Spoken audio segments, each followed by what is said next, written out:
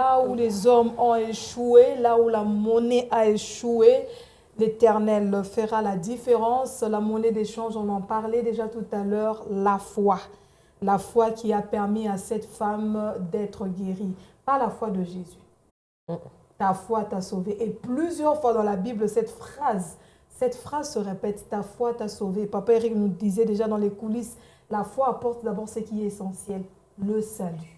C'est le salut qui est placé en avant. Ce verset dit, va, ta foi t'a sauvé, va en paix et sois guéri de ton mal. Comme pour dire, avec la foi, tu as tout le package là. Hein? L'esprit est servi, l'âme est servie, le corps est servi, ma fille soit bénie, tout est OK. Vous savez, c'est ce que j'aime dans ces récits, c'est au départ, on parle de la femme, elle est bien identifiée, elle est bien désignée, une femme qui souffrait de la perte de sang.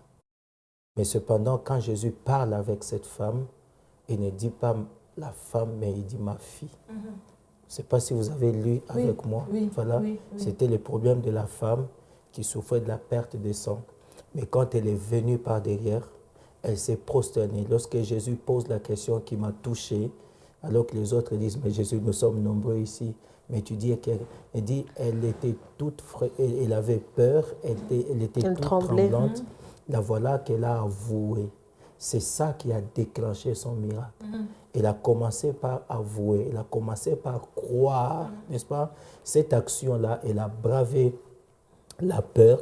Elle a été audacieuse, si je puis le dire, parce que dans son état-là, elle ne pouvait pas se retrouver au milieu de la foule. C'est interdit, c'est le juif. Elle est impure, elle devait rester dans la case. Mais elle a bravé cela. La voilà qui vient vers le Seigneur. Et bien sûr, on dit par derrière, parce qu'elle ne pouvait pas venir par devant. Elle touche et elle se prosterne. Elle est là, elle tombe devant le Seigneur. C'est une façon pour elle de confesser que Jésus est Seigneur. Et là, son identité a changé. Le Seigneur ne l'appelle pas la femme, mais il dit ma fille, parce qu'elle venait déjà de confesser. Et le Seigneur nous donne au-delà de ce que nous pensons et demandons. Il commence par communiquer le salut. À quoi servirait la guérison si la personne n'est pas sauvée? Le Seigneur donne les packages. J'ai aimé dans le coulisses. Maman Kat a dit, le salut, c'est dans l'esprit. Et la paix, c'est son âme qui est restaurée.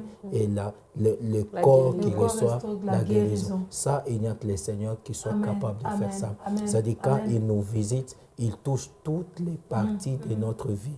Il touche notre corps, notre esprit, notre âme. C'est ça même qu'on appelle le salut. Nous sommes sauvés, ça veut dire d'une manière totale, globale et globalisante, si je peux dire ça comme ça. Et la femme, mes excuses, et la femme a eu ce privilège-là de se retrouver devant cet homme-là. Et je me pose la question, qui est-ce qui a dit à la femme? Parce que pareille chose ne s'était jamais faite avant, n'est-ce pas? Peut-être qu'elle a lu les psaumes qui dit qu'il est doux et agréable pour des frères de demeurer ensemble. C'est comme l'huile qui, répandue sur la tête d'Aaron, descend sous la barbe. Et quand elle descend sous la barbe, elle va même jusqu'au pan de la robe. Et là, Jésus avait une robe beaucoup plus puissante que celle d'Aaron. C'est-à-dire, la femme, peut-être par la puissance de la révélation, elle a dit, non, non, non, cet homme ici, j'ai entendu des choses. Il a guéri les malades.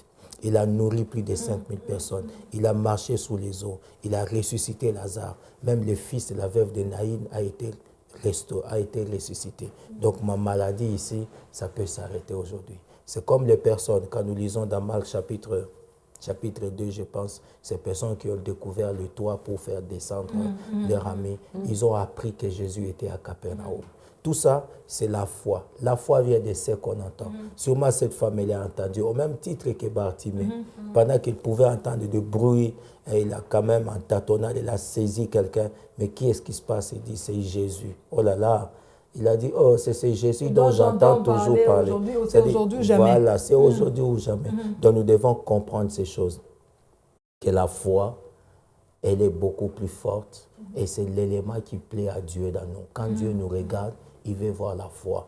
Là où nos yeux s'arrêtent, Dieu veut que nous puissions croire que nous pouvons encore voir au-delà de ce que nous sommes en train de voir. Et la femme a crié à ces choses-là. Nous nous encourageons tous à voir la foi. C'est comme on disait dans l'histoire. Il y a des moments où vraiment nous sommes bloqués. Humainement parlant, vous êtes secoués. Mais quand vous pensez comme Jérémie pouvait le dire, voici ce que je vais repasser dans mon cœur. Ça, c'est un champion. Ça, c'est un homme de foi. Il dit, c'est vrai que c'est difficile. C'est vrai que j'ai dépensé de mon argent. J'ai tout fait. J'ai fait Dubaï, j'ai fait France, j'ai fait Paris. Bon, Paris, c'est France. J'ai fait tous les grands hôpitaux du monde. Mais c'est toujours la même chose. Aujourd'hui, on se dirige vers les Indes. Mais hélas, rien à faire. Je suis toujours malade, bien alité. Aujourd'hui, nous proposons quelqu'un qui peut vous guérir sans dépenser de l'argent. J'étais en train de suivre... Il y a un pasteur qui m'a amusé une fois, j'étais en train de le suivre à la télé, il dit qu'il a prié pour quelqu'un qui a dépensé beaucoup d'argent, mais quand il a prié pour lui, la personne est guérie et la personne a fait une toute petite offrande. Il dit, j'ai refusé cette offrande-là. J'ai dit, mais vous avez dépensé beaucoup d'argent dans les hôpitaux, maintenant que Christ vous a guéri, c'est une petite offrande que vous donnez là. Moi, ça m'a amusé. C'est comme s'il avait droit, comme si c'était lui qui a guéri, et pourtant ce n'est même pas lui. Nous devons comprendre, voilà, comme cette femme-là, la foi a déclenché non seulement sa guérison, la foi a apporté la paix, parce que c'est Jésus lui-même qui lui dit, ta foi t'a sauvé, va en paix et sois guéri de ton mal. Amen. Il est le chef et le consommateur de notre foi. Et la foi de cette femme se démontre par le fait qu'elle dit, la Bible dit, elle se disait en elle-même. Donc, il y a quelque chose qu'elle se répétait en elle-même. Si je puis seulement toucher. Mais des fois, c'est ça, au fait. C'est que la foi est à l'intérieur avant qu'elle se manifeste. Qu'est-ce que je me dis en moi-même? Quand je pars à l'église, je pars à un vendredi de gloire. Qu'est-ce que je me dis à moi-même? Quelle est mon attente? Quand je suis en face de Dieu pour un moment de prière, j'y vais juste pour y aller. Je vais juste répondre à un rendez-vous. Ou bien, je me dis en moi-même qu'aujourd'hui, la situation peut changer. Je me dis en moi, c'est un peu ce qu'on disait hier. C'est que je veux me repasser. C'est que je veux repasser dans mon cœur. C'est une discipline personnelle à prendre. C'est une révélation que nous devons avoir dans sa présence. À l'intérieur, qu'est-ce que je me dis? Parce que des fois aussi, le découragement, ça vient des voix à l'intérieur. Non, maman, même si je ne dis pas à maman Pamela, mais à l'intérieur, je me dis, ah, ça sert seulement à rien, je ne vais même pas en parler, je crois que ça ne va pas marcher, je crois que ça ne va pas aboutir. Mais qu'est-ce que je me dis au-dedans de moi? Bon, le problème se situe à ce niveau-là. On est tombé dans une forme d'habitude. On dit qu'on vient toujours à l'église, on vient au vendredi de gloire, mais sans résultat. C'est comme ça que beaucoup arrivent à dire, non, on va dans cette église-là, mais depuis qu'on a commencé à partir, il n'y a aucun impact, il n'y a aucune situation qui a changé. Mais tout part, j'aime une chose, Marie, on vient lui dire qu'elle sera mère de Jésus. La Bible dit qu'elle repassait et passait tout ce que l'ange lui avait dit. C'est qu'en elle-même, elle avait créé une certaine atmosphère qui lui permet d'être en contact permanent avec le Seigneur. Cette femme à la perte de sang, elle résolut en elle-même. C'est qu'elle a eu le temps de mûrir ce qu'elle a fait. Elle aurait fait avant peut-être que elle aurait eu la guérison avant parce que ce n'était pas maintenant qu'elle a entendu parler de Jésus. Peut-être qu'elle n'aurait pas fait 12 ans. C'est la même chose aussi qui est arrivée à Bartimée. Papa Eric ne va pas me contredire. Jéricho, c'était une ville comme un carrefour. Alors Jésus, chaque fois, c'était un peu comme la poste. Vous voulez aller à la Kamalondo, c'est la poste. Vous voulez aller à la Roachi, vous passez par la poste. Donc c'était comme ça. Et Bartimée était là. Il savait que Jésus passait par là. Et la Bible dit qu'il l'entendit. Il entendit que c'était Jésus dont tout le monde parlait.